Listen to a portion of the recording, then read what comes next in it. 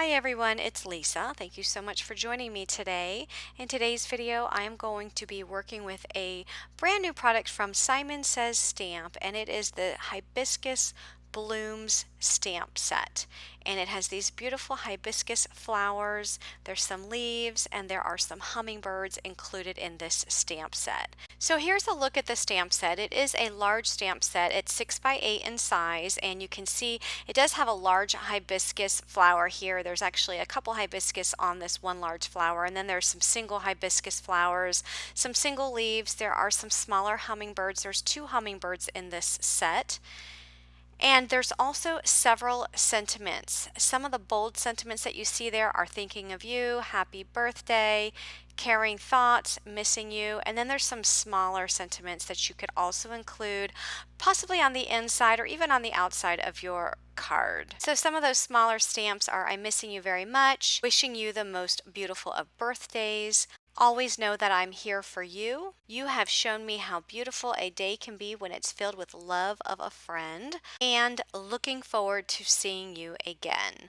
So I'm going to go ahead and stamp these out onto my Spectrum Noir Ultra Smooth cardstock. I am going to be doing some alcohol marker coloring with my Copic markers. So I am using my Misty here as well as my Memento Tuxedo black ink, which is what I use when I color with alcohol markers.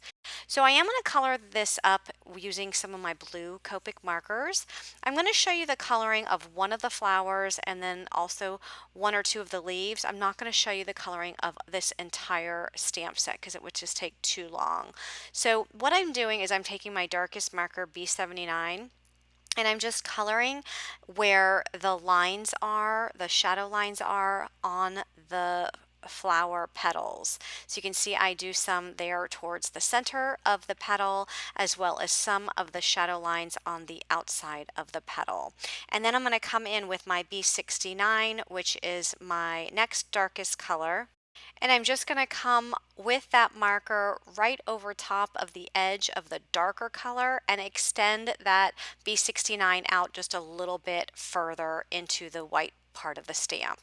Then I'm going to come in with my B66 and I'm going to do the same thing. So I'm just coming over top of that previous shade, extending that marker color out just a little bit further into the white area. Then I'm going to bring in my lightest color blue, which is B63, and I'm just going to color up the rest of the white area of that flower.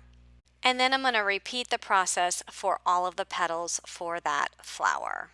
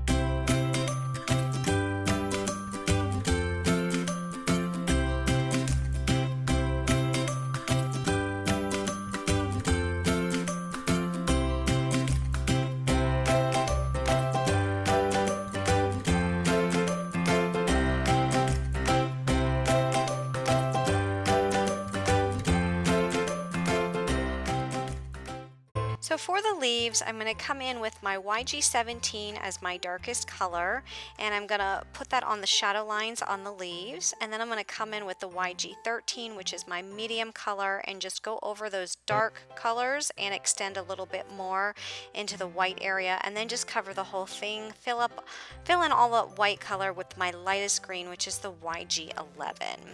And then I'm just going to color the stems on all of those as well.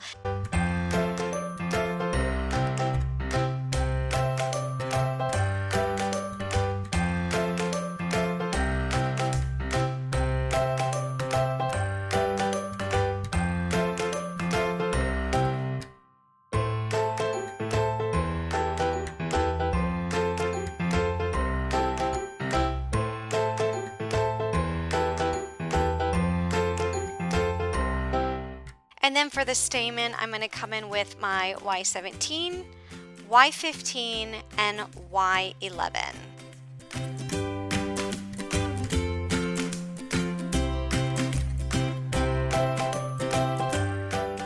Then I'm going to come back in with my lightest blue, which is the B63, and just go back over where that dark color and the light color meet, just to kind of smooth that out a little bit.